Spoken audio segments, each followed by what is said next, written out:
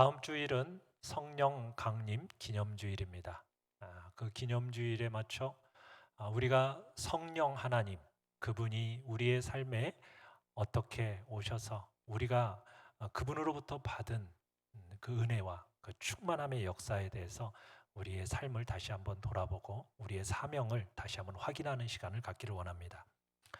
예수님은 이 세상을 떠나시면서 제자들과 그리고 이 세상에 등장할 하나님의 교회를 향해서 복음을 전하라 특별히 명령하셨습니다. 복음을 전하는 것도요, 스케일이 작지가 않습니다. 온 민족, 세상 땅끝까지 복음을 전하라고 말씀하셨습니다. 그래서 예수님이 떠나신 이 부탁하신 이 명령을 가리켜서 대사명, 제일 큰 사명, 대위임령, 우리에게 맡기신 제일 큰 위임한 명령, 또 지상명령, 최고의 명령, 이런 식으로 말들이 붙여집니다. 이 신약 성경에서 지상명령을 5번에 반복해서 기록되어져 있습니다. 각 복음서마다 마지막에 기록되어져 있는데요. 마태복음 28장 19절 20절 같이 한번 읽어볼까요? 시작. 그러므로 너희는 가서 모든 민족을 제자로 삼아 아버지와 아들과 성령의 이름으로 세례를 베풀고 내가 너희에게 분부한 모든 것을 가르쳐 지키게 하라. 볼지어다 내가 세상 끝날까지 너희와 항상 함께 있으리라 하시니라.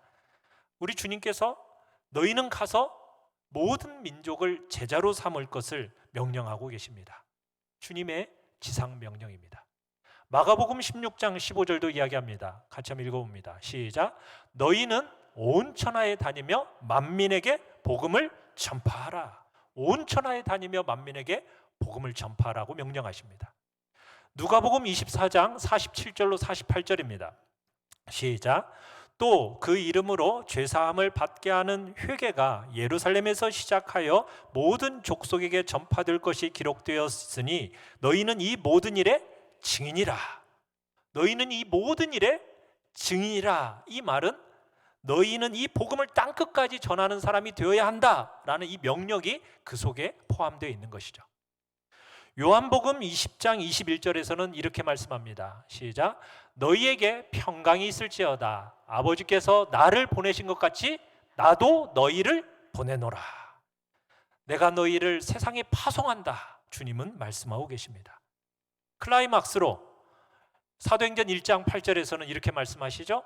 시작.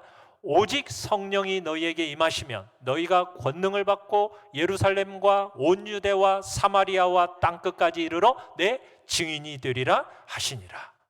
내 증인이 되리라. 이 말은 내 증인이 되라 라는 그 말이 그 속에 들어있는 것이죠. 그러니까 우리 주님이 십자가에서 죽으시고 부활하시고 정말 하나님께서 하늘의 권세, 땅의 권세를 우리 주 예수 그리스도에게 다 부여해 주심으로 말미암아 하나님으로부터 위임받은 최고의 통치자요 최고의 권력자로 우리 주님이 등극하셨습니다. 왕 중에 왕이신 그분이 우리를 향해서 이렇게 말씀하시는 거죠. 땅끝까지 이르러 복음을 전파하라는 겁니다. 모든 민족을 제자로 삼으라. 그리고서는 자신은 하나님의 나라로 가셨습니다. 우리 주님의 마지막 명령입니다. 유언과 같은 명령. 그래서 최고의 명령이라고 해서 지상명령이라는 그런 말이 붙여져 있는 것이죠. 그렇기 때문에 우리는 이 엄숙한 명령 앞에 그 누구도 아니요 라고 말할 수 있는 사람이 아무도 없습니다. 여러분이 일단 예수 그리스도를 나의 구주요 주님으로 영접을 하고 그분을 나의 하나님, 나의 왕으로 모셔드린 사람이라면 이 명령에 복종할 수밖에 없다라는 사실입니다. 만약 여러분들이 주님을 믿고 여러분들이 복음을 전하라는 이 주님의 명령을 대수롭지 않게 여기고 산다라면, 그렇게 여러분들이 세상을 산다면 한 가지 분명한 사실이 있습니다. 그건 무엇입니까? 예수님의 가장 큰 명령을 거부하고 있다는 겁니다. 전도 안 하고 적당하게 신앙생활하면서 여러분 세월을 보낸다라는 것은 예수님의 가장 큰 명령을 고의적으로 거부하고 무시하고 살아간다는 점에서 우리는 책임을 면할 수 없다라는 사실입니다. 그만큼 예수님의 이 지상 명령을 순종한다라는 것은 우리에게 있어서 대단한 의미를 가지고 있는 것입니다. 여러분, 우리가 믿지 않는 형제를 볼 때, 이 형제를 구원해야지, 예수 믿도록 해야지, 어떻게 하면 저 사람에게 내가 전도할 수 있을까? 여러분, 안타까워하는 이유가 어디에 있습니까? 예수님이 전하라고 명령하신 것을 우리가 알고 있기 때문에 안타까워하는 것입니다. 우리가 전에 5월이 되면 새생명 전도 축제를 했었습니다. 그러다가 어느덧 코로나가 터지면서 이 사태로 인하여서 새생명 전도 축제가 중단이 되어져 버렸어요. 우리가 지난 1년 동안 전도도 중단되는 그런 사태가 벌어졌습니다. 그러나 우리가 기억해야 할 것이 있습니다. 세상 끝날까지 모든 민족에게 복음을 전하라고 하신 예수님의 명령, 이 명령을 조금이라도 등한히 한다면 그 교회는 존재할 이유가 없다라는 것입니다. 그렇기 때문에 우리는 어떻게 하든지 주님의 이 명령에 순종해 보고자 하는 몸부림이 있어야 한다는 사실입니다. 이것은 교회가 세상에 존재하는 본질적인 이유가 되기 때문입니다. 이것을 거역하면 교회의 머리가 되신 우리 주 예수 그리스도의 명령을 거역하는 것입니다. 우리는 이 명령을 예사로 보지 말아야 됩니다. 그저 선교사들이나 소명으로 알고 행하는 일이다, 여러분 이렇게 보아서는 안 된다는 얘기입니다. 예수님을 나의 주님이라고 여러분 고백하십니까? 예수님을 정말 나의 왕으로 여러분 인정하십니까? 그분이 나의 하나님이라고 여러분이 고백하십니까? 그렇다면 여러분, 이 주님이 주신 가장 이 큰 명령을 거역하면서 우리 신앙생활할 수 없다라는 겁니다. 그건 어떻게 보면 모순이라는 거죠. 우리가 성령 강림절 기념주일을 맞이하면서 마음속에 우리가 정하고 정말 전도하기를 원하는 대상자를 작정하는 이유가 여기에 있습니다. 코로나 시대 속에서 우리의 몸부림입니다. 몸부림. 주님의 명령에 순종하고자 하는 몸부림 속에서 여러분 우리가 이 일에 동참해야 된다는 얘기입니다. 자, 그런데 1번 같이 한번 읽어보겠습니다. 시작. 현실성 없는 예수님의 명령. 참 어떻게 보면요, 땅끝까지 복음을 전하라 하신 이 예수님의 명령을 볼 때 세상적으로 보면은 너무 비현실적인 거예요. 왜냐하면요, 이렇게 어마어마한 일을 명령받은 사람이라면 좀 뭔가 갖추어져 있는 사람이 이 명령을 받으면 좀 받은 것으로 여겨져야 되지 않겠습니까? 자, 그런데 여러분, 예수님 앞에서 이 명령을 받은 11명의 제자들 한번 면면을 한번 살펴보십시오. 그 당시에 이 사람들이 어떤 사람들입니까? 갈릴리 촌 사람들입니다. 그 당시에 무시당하던 갈릴리 사람들이에요. 배우지 못한 사람들입니다. 대부분이. 그 사람들을 놓고 지금 우리 주님께서 온 세상을 다니면서 복음을 전하라고 말씀하고 계시는 거예요. 그런 사람들을 놓고 복음을 전하라니요. 여러분, 나중에 예루살렘에 모여서 기도했던, 다락방에 모여서 기도했던 120명의 사람들, 이 대부분의 사람들도요, 사회적으로 주목받지 못한 사람들이에요. 그 사람들이 그런 사람들 보고 전 세계를 향해서 지금 복음을 전하라고 말하고 있는 겁니다. 그러니 그게 무슨 현실성이 있느냐는 거예요. 예루살렘에서 명함 하나 제대로 내밀 사람이 아무도 없었습니다. 예수님이 죽었다가 살아나셨다. 여러분, 이렇게 이 사람들이 예루살렘 골목 한 모퉁이에서 그렇게 복음을 전한들, 여러분 그걸 들을 만한 사람이 과연 있었겠습니까? 과연 한 사람이라도 전도가 가능이나 했겠어요? 그럼에도 불구하고 우리 주님은 이들을 향해서 온 천하에 다니면서 복음을 전하라 명령하고 계시는 거예요. 얼마나 비현실적인 명령입니까? 여러분, 한번 전도지 들고요, 저 골목에 들어가서 한번 전도지 주면서 예수 믿으세요, 예수 믿으세요 한번 해보세요. 여러분, 그러면요, 나 자신이 얼마나 초라하고 약해 보이는지 몰라요. 금방 여러분 그거 느끼게 될 겁니다. 어떻게 그 사람들을 예수님 믿게 할 수 있을까? 여러분 생각하면 참 절벽이라는 생각밖에 안 들어요. 그런데 이런 하잘것없는 존재들을 불러서 땅끝까지 복음 전하라고 했으니 참 현실성이 없는 명령을 우리 주님이 내리신다, 그 생각이 드는 거죠. 그뿐만이 아니에요. 예수님의 명령이 현실성이 없게 느껴지는 이유가 또 하나가 있는데, 그건 뭐냐면 이 세상이요 너무 악하다는 사실입니다. 세상은 아직도 하나님의 원수인 사탄의 점령 지역입니다. 예수님이 죽으시고 사흘 만에 부활하시면서 이미 악한 권세, 사탄의 권세를 짓밟고 승리한 것은 사실이에요. 그렇지만요, 아직도 여전히 하나님을 대적하는 악한 세력은 활동하고 있습니다. 그래서 우리 예수님께서 이 세상의 마귀와 사탄과 악령을 가리켜서 뭐라고 얘기했냐면 이 세상의 신이라고 일컬으면서 요한복음에서 3차례나 걸쳐 반복하고 있어요. 그만큼 그들의 권력을 인정하고 있는 거죠. 그리고 예수님이 십자가에 죽으시고 부활하셔서 이미 하나님의 나라가 도래한 지가 30-40년이 지난 후에도 사도 바울이 고린도후서 4장 4절에서 동일하게 사단을 가리켜서 이 세상의 신이라고 이야기하고 있다는 사실이에요. 그만큼 사탄은요, 뭐 예수님이 승리하셨으니까 병들어 드러누워 앓고 있다? 아닙니다. 그런 존재가 아니에요. 지금도 여전히 원기왕성하게 활동하고 있는 무서운 세력입니다. 아직도 우주는 전쟁 중이라고 할 수가 있다는 얘기예요.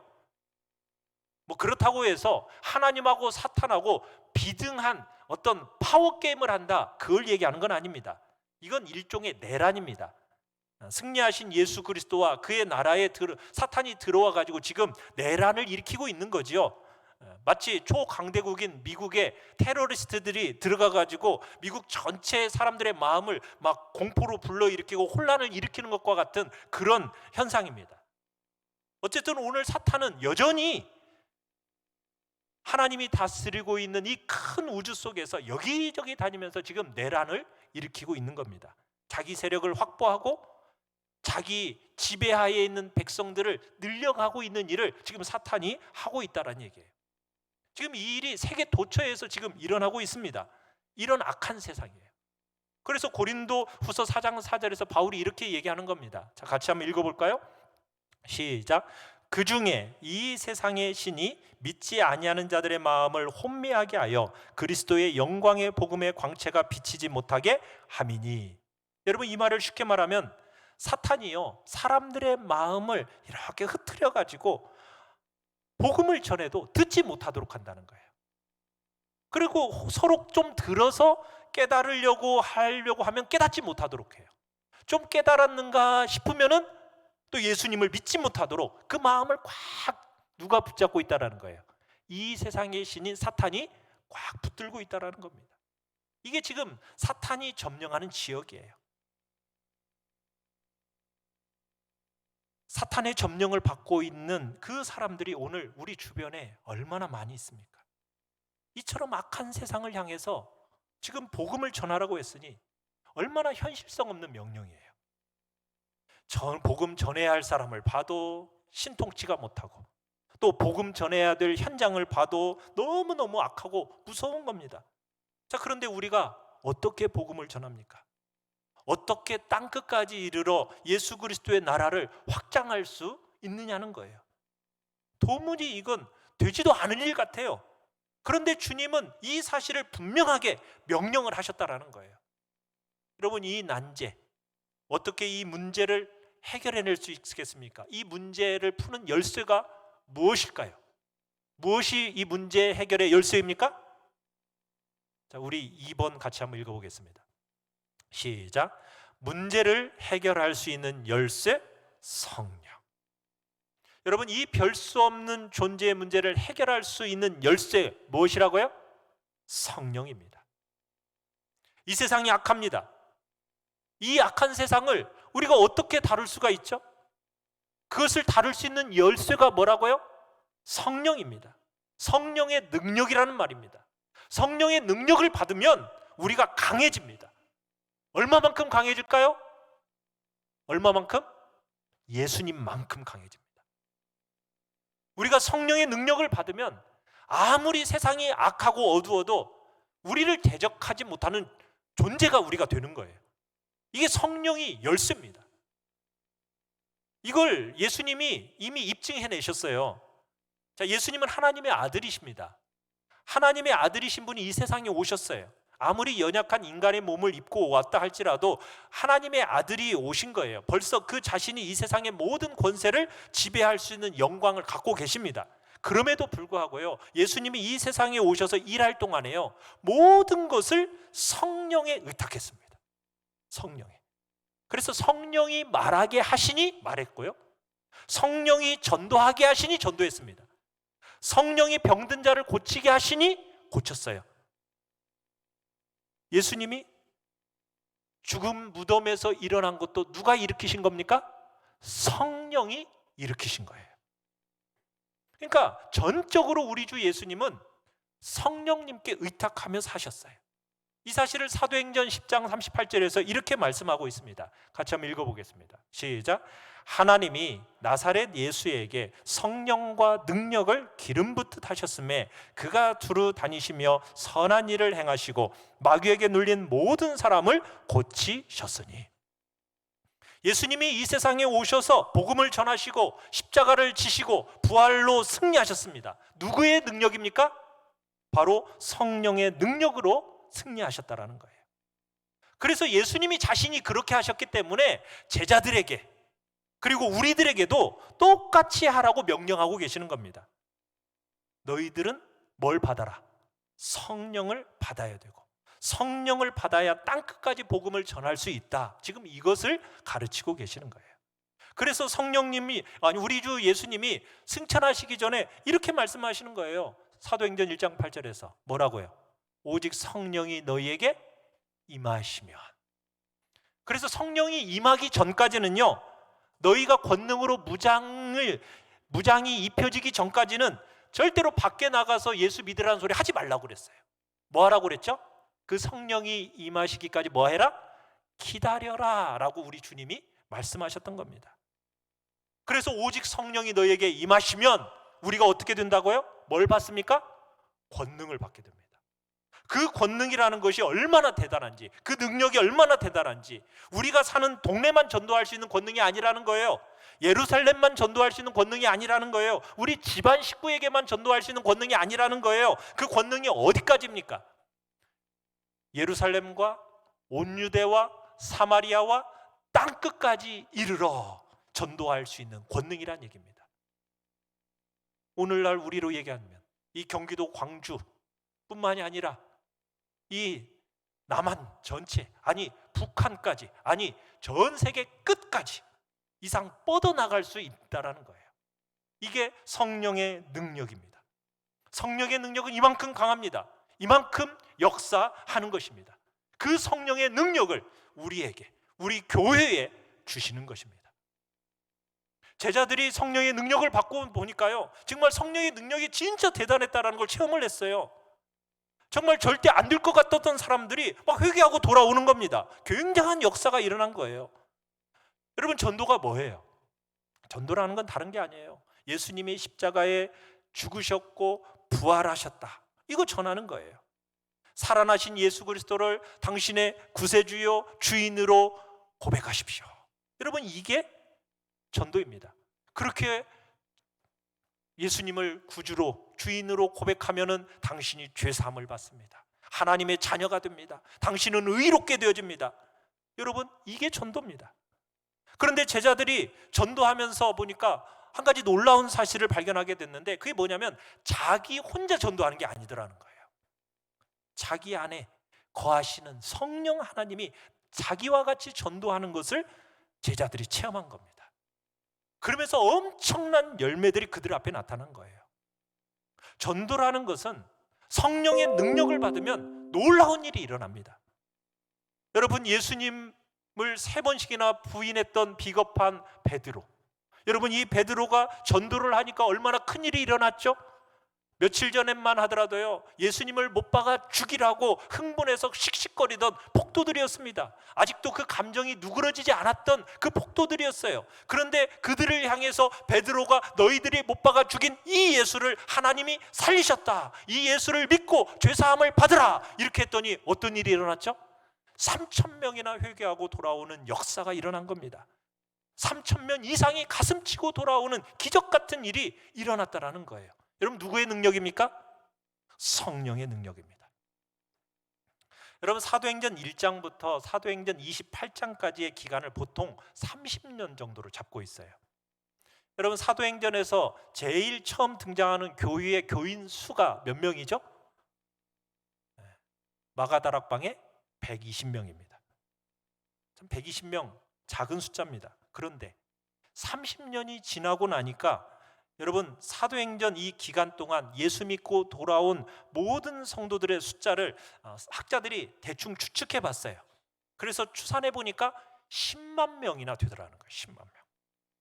그러니까 30년 사이에 120명의 갈릴리 촌놈들이 예수 그리스도의 복음을 전했습니다. 그런데 한 세대가 가기 전에 사마리아를 넘어서서 저 헬라권까지 이르는데 10만 명이 넘는 수많은 사람들이 예수 믿고 돌아와서 하나님의 자녀가 되는 기적 같은 일이 일어났다라는 거예요. 누구의 역사라고요? 성령의 역사입니다. 그러므로 예수님이 성령의 능력, 성령을 통해서 그 능력이 얼마나 큰가를 입증해 내셨어요.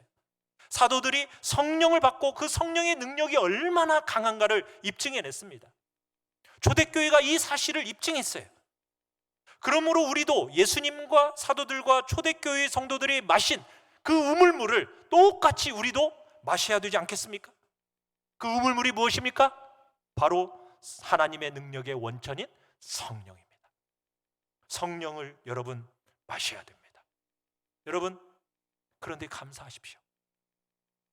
예수 그리스도를 주로 고백하는 모든 이들의 마음속에는 이미 성령이 들어와 계십니다. 믿으십니까? 여러분들은 성령을 받으셨습니다. 예수 그리스도를 주로 고백한 여러분들은 이미 성령 하나님이 여러분들의 마음속에 들어와 계십니다. 우리 교회 안에 이미 성령님이 임하여 계십니다. 우리의 마음에 성령님이 거하시고 우리 교회에 성령 하나님이 임하여 계십니다. 우리가 나와서 이렇게 예배를 드리고 우리가 하나님을 찬양하는 것, 이 가운데 성령 하나님이 거하고 계십니다. 여러분 안에 성령님이 계십니다. 그러나 성령님이 우리 교회 안에 거하시고 내 안에 성령이 계시다는 이 사실 하나만으로 안주하면 안 됩니다. 중요한 사실 하나가 필요합니다. 그게 무엇입니까? 성령은 충만해야 합니다. 충만해야 돼요. 우리 교회 안에 성령이 충만해야 됩니다. 내 안에 성령이 충만해야 됩니다. 우리의 가정 안에 성령이 충만해야 됩니다. 충만할 때 역사가 일어나게 되는 것입니다. 베드로가 성령이 충만하여 가로되, 바울이 성령이 충만하여 가로되, 스데반을 놓고 뭐라고 말했습니까? 믿음과 성령이 충만한 사람이다 라고 이야기했다는 거예요. 모두가 충만한 사람들이었어요. 이 충만의 역사 때문에 하나님과 원수된 사람들이 복음을 듣고 돌아오는 기적 같은 일들이 일어났다는 겁니다. 그러기에 우리도 충만해야 됩니다. 세 번째, 3번 같이 한번 읽어볼까요? 시작. 성령 충만함의 특징. 성령이 충만하다. 여러분 이건 막연한 게 아닙니다. 성령 충만한 사람, 누가 성령 충만한 사람일까? 어떤 교회가 성령 충만한 교회일까? 여러분 그 특징 막연하지 않습니다. 이 시간 우리 마음에 잘 담아두십시오. 내가 성령이 충만하지 않다라는 생각이 드신다면 여러분 주님 앞에 성령 충만함이 내 안에 임하기를 사모하시고 주님 그걸 놓고 주님 앞에 기도하며 나가시길 바랍니다. 첫 번째, 성령이 충만하면 어떤 일이 일어납니까? 입이 열립니다. 입이 열려.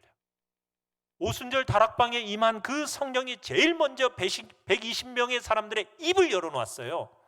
꾹 다물고 있었던 그 입을 열어서 하나님의 큰 일을, 복음을, 예수 그리스도를 증거하도록 입을 열어놨습니다. 온 예루살렘에 소동이 일어날 정도로 그 입을 열어놓아 버렸어요. 그렇게 만들어 놓은 겁니다. 여러분 성령 충만한 사람은 안 믿는 사람을 옆에 놓고 가만히 있지를 못해요. 어떻게 하면 저 영혼을 구원할 수 있을까? 어떻게 하면 저 사람에게 복음을 전할 수 있을까? 마음이 답답해서 입을 열지 않으면 못 견디는 거예요. 만약 입을 열지 못하고 지나가면은 그 다음에는 집에 와가지고 막 마음이 편치를 않는 거예요. 왜 그래요?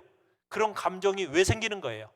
내 안에 성령이 충만하기 때문에 생기는 감정인 거죠. 우연히 동창을 만났어요. 무슨 말을 할까? 그러다가 일단 여러분 교회에 너 나가냐? 예수 믿니? 이 한마디만 탁 터뜨리면 그 다음부터는 뭐 복음 전도 뭐 폭발을 배웠든 안 배웠든 뭐 또 성경을 많이 알든 모르든 여러분 입에서 줄줄 말이 나오기 시작하는 거예요. 누가 하는 말일까요? 내 안에 계신 성령이 하는 말이에요. 내 입을 통해서 성령이 말씀하시는 거죠. 왜 입을 열게 되었겠어요? 성령이 충만하기 때문에. 두 번째, 성령이 충만하면 어떻게 됩니까? 담대해집니다. 담대해집니다. 사람을 두려워하지 않습니다. 복음을 부끄러워하지 않습니다. 세상을 두려워하지 않습니다. 여러분 겁쟁이 베드로가 성령이 충만하자 얼마나 담대해졌어요. 여러분 사도행전을 우리가 열기만 하면 금방 나오지 않습니까? 전도라는 것은 어떻게 보면 사탄을 향해서 선전포고하는 거예요. 여러분이 혹시 전도지를 들고 나갔습니까? 그러면 사탄을 향해서 선전포고하는 것입니다. 그래서 우리 기독교를 가리켜서 뭐라고 얘기합니까? 전투하는 종교, 이렇게 얘기하고 있어요. 전투하는 종교. 지금도 여전히 사탄은 막강한 힘을 가지고요 교회를 핍박하는데 성공하고 있어요. 여러분 전 세계적으로 교회를 얼마나 혹독하게 핍박하는지 여러분 아십니까? 전도하려고 하는 사람을 얼마나 못살게 구는지 아세요? 여러분 예수님을 믿겠다라고 고백하는 그 사람들을 얼마나 핍박하는지 우리는 뭐 아주 편안한 이 나라에서 아주 편안하게 신앙생활을 하니까 그것에 대해서 우리가 피부에 잘 와닿지 않지만 통계학 데이비 바렛이라는 유명한 통계학자가 이런 통계를 냈어요. 그 사람의 통계에 의하면은 1900년대에 복음을 전하다가 끌려가 죽은 순교자들, 그 다음에 예수 믿지 않겠다고 말을 하지 않아서 믿음을 지키다가 죽은 순교자들, 그 순교자들이 얼마나 되는가 통계를 내봤어요. 그랬더니 1년에 몇 명인지 아십니까? 15만 명이 된다라고 통계를 내놨어요. 통계를 15만 명 1년에. 그러면은 하루에 몇 명씩 죽어나가고 있다는 얘기입니까? 400명꼴로 지구 도처에서 예수님 때문에 목숨을 잃고 있다라는 이야기입니다. 이만큼 사탄은 오늘 자기 때가 얼마 남지 않은 줄 알고서는요 집요하게 가진 수단 방법을 다 동원해가지고 복음을 전하지 못하도록 핍박하고 있다는 겁니다. 복음을 듣고 예수 그리스도를 구주로 고백하는 자들을 못살게 굴고 있다는 거 여러분 아셔야 됩니다. 그러나 아무리 사탄이 그렇게 아우성을 쳐도요 우리가 성령 충만하면 복음이 사탄의 역사를 다 짓밟고 승리할 줄로 믿습니다. 왜냐하면 예수님이 승리하셨기 때문입니다. 그러므로 담대해집니다. 여러분 사람을 보고 겁이 나십니까? 전도하려고 하면은 자꾸 부끄러워지십니까? 뭐 하지 못하기 때문이에요? 내가 성령이 충만하지 못하기 때문이에요. 여러분 성령 충만하게 해달라고 우리 기도해야 됩니다. 한 영혼을 영원한 죽음에서 구원해서 하나님의 거룩한 백성을 만들려고 수고하는 것을 여러분 부끄럽게 생각한다는 것은 내가 성령 충만하지 못해서 그러는 것이구나, 그것이 인간적인 반응이다라는 것을 여러분 기억해야 됩니다. 성령 충만함을 놓고 우리 기도해야 됩니다. 세 번째입니다. 성령 충만하면 뭐가 일어납니까? 표적과 기사가 일어납니다. 마가복음 16장 17절로 18절에 주님이 이렇게 말씀하셨습니다. 같이 한번 읽어보겠습니다. 시작. 믿는 자들에게는 이런 표적이 따르리니 곧 그들이 내 이름으로 귀신을 쫓아내며 새 방언을 말하며 뱀을 집어올리며 무슨 독을 마실지라도 해를 받지 아니하며 병든 사람에게 손을 얹은즉 나으리라. 여러분 저는 일각에서 주장하는 어떤 능력 전도를 동의하는 것은 아닙니다. 전도할 때 무조건 악한 귀신과 혈투를 벌여야 전도가 된다, 이런 주장에 동의하지는 않아요. 우리가 전도를 나갈 때 귀신들아 다 일어나라, 내가 나왔다, 한번 싸워보자, 이런 식으로 귀신을 쫓아내고 표적이 일어나야 무슨 전도가 된다, 이런 주장에 저는 동의하지는 않습니다. 왜? 우리는 이미 누구의 이름으로 나아가고 있죠? 예수의 이름으로 나아가는데 그 예수 이름 자체에 뭐가 있습니까? 권능이 있기 때문이죠. 우리 안에 이미 누가 거하고 계십니까? 성령 하나님이 내 안에 거하시고 성령님이 내게 충만하심으로 그것만으로 충분해요. 얼마든지 가능해요. 예수 이름에 그 복음 자체에 능력이 있으니까. 그러나 경우에 따라서는요, 하나님께서 표적과 기사를 일으키십니다. 특별히 전도하기가 무지무지 어렵고 오만 가지 잡동사니 귀신들이 진을 치고 있는 이 선교지 최전방 가운데 가면은 하나님께서 필요할 때마다 특별한 표적과 기사들을 일으켜 주세요. 램지 맥멀렌 박사라는 분이 있습니다. 이분은 예일대 역사 교수인데 로마 제국을 연구한 가장 권위 있는 교수로 알려져 있어요. 이 로마 제국이라는 곳이 어떤 나라입니까? 황제를 숭배하던 나라예요. 황제를 신으로 섬기던 나라입니다. 오만 가지 신들이 있고 신화들이 있고 많은 귀신들이 살고 있다고 믿고 있는 사람들이 날마다 겁을 먹고서는 제사 지내던 나라가 바로 이 로마 제국입니다. 자, 그런데 이런 나라가요 300년 사이에 기독교로 바뀌어 버렸어요. 300년 사이에. 네. 여러분 300년이라는 그 짧은 기간 안에 촌놈 같은 몇 사람이 전하는 이 예수 그리스도의 복음 앞에서 그 큰 제국이 무릎을 꿇었다라는 거예요.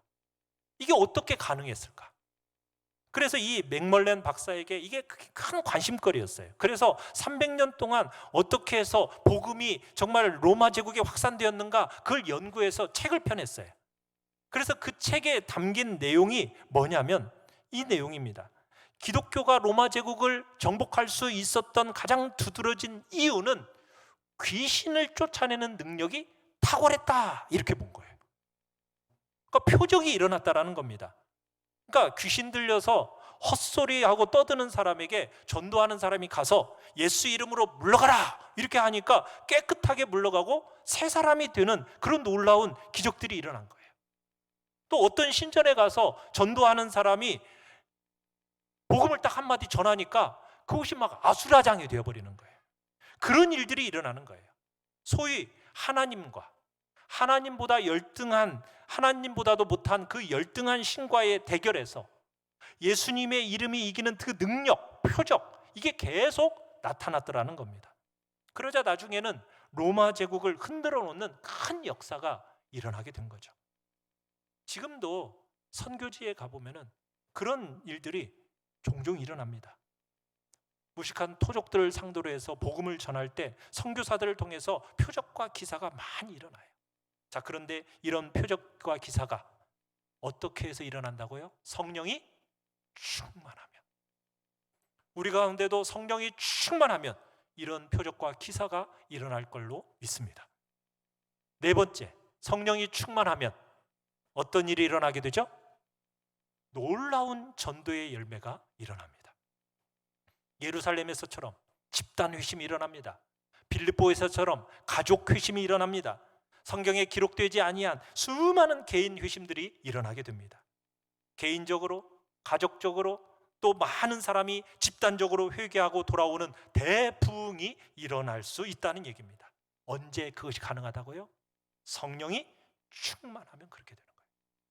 여러분이 전도했는데 그 사람이 예수 그리스도를 믿겠다라고 돌아왔어요? 그렇다면 그건 무슨 증거입니까? 내가 성령이 충만한 증거입니다. 우리가 예수를 믿으라고 여러분 회개를 촉구하지 않습니까? 여러분 근데 회개하면 하나님이 용서해 주신다, 여러분 이 약속을 그들에게 주는 거잖아요. 근데 회개하라, 회개하십시오, 여러분 이 말이 하기가 쉬워요, 어려워요? 참 어려운 말이에요. 그렇지 않습니까? 그 말은 지금까지 당신이 하나님을 대적하느라고 손에 들고 있던 그 칼을 내려놓으십시오. 지금 하나님 앞에 무릎을 꿇으십시오. 여러분 이거 누가 감히 강조할 수가 있어요? 회개하라는 말은 그 사람에게 죽으라는 말과 같은 거거든요. 이것을 누가 강조할 수 있겠어요? 일종의 죽음을 각오하는 건데, 당신 하나님을 향해서 들고 있던 칼을 내려놓으시고 하나님 앞에 무릎을 꿇으십시오. 죽으십시오. 지금 그 얘기를 하는 거예요. 그런데요, 성령이 충만하면 그게 가능합니다. 역사가 일어납니다. 세계 곳곳에서 놀라운 전도의 열매들이 그래서 일어나고 있는 거예요. 오늘 우리도 마찬가지입니다. 여러분 성령 충만하면 놀라운 큰 열매 하나님이 주십니다. 여러분 가정에 정말 믿지 않고 고집하는 사람이 있습니까? 그럴지라도 여러분이 성령 충만하면 그 사람 반드시 믿고 예수님께로 믿고 돌아올 걸로 믿습니다.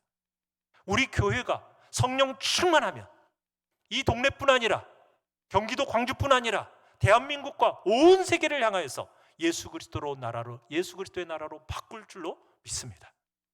뭐가 돼야 된다고요? 우리 모두가 성령 충만하면 됩니다. 어떻게 하면 성령 충만하겠습니까? 어려운 거 아닙니다. 기도하십시오. 개인적으로 성령 충만함을 놓고 기도하십시오. 내가 성령 충만하지 못한 것으로 생각이 된다면 여러분 주님 앞에 열심히 기도하십시오. 구하라. 그리하면 줄 것이니 너희에게 후히 주님께서 주신다고 약속하지 않으셨습니까? 두드리라고. 그러면은 주님께서 성령을 우리에게 주신다고 약속하고 계세요. 성령 충만을 약속하고 계시는 것입니다. 여러분 성령 충만함을 놓고 기도하시길 바랍니다. 우리 모두가 성령의 사람이 되기를 바랍니다. 성령이 충만해서 우리 입이 열려지기를 바랍니다. 성령이 충만해서 우리의 심령이 담대해지기를 바랍니다. 성령이 충만해서 우리를 통해서 기적과 이사가 일어나기를 바랍니다. 성령이 충만해서 우리를 통해서 수많은 영혼들이 구원받는 대부흥의 역사가 일어나기를 바랍니다. 이건 주님의 소원입니다. 여러분 이거 나무 일처럼 생각하면 안 됩니다. 우리 주님이 승천하시기 직전에 마지막 우리에게 주신 대사명입니다. 대위임령입니다. 지상 명령입니다. 최고의 명령. 이 예수 그리스도의 가장 큰 명령을 우리가 공공연하게 거역하면서 우리가 예수 잘 믿는 것처럼 착각하면 안 됩니다. 신앙생활 잘하는 것처럼 착각하면 안 된다는 얘기입니다. 우리 모두가 성령 충만하여서 하나님이 우리에게 맡겨주신 그 대사명을 넉넉히 감당하는 복된 자리에 우리 모두가 우리 교회가 있기를 간절히 축원합니다. 우리 시간 같이 찬양합시다.